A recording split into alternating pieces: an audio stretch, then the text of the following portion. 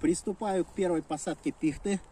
Пихты мы сажаем, это будет маточник для дальнейшего семенного материала.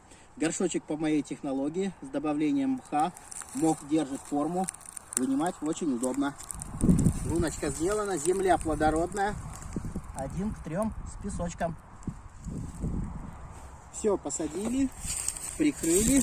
Помним, пихта сибирская любит влажные места. У меня как раз это низинка. Здесь более-менее по заболотистей.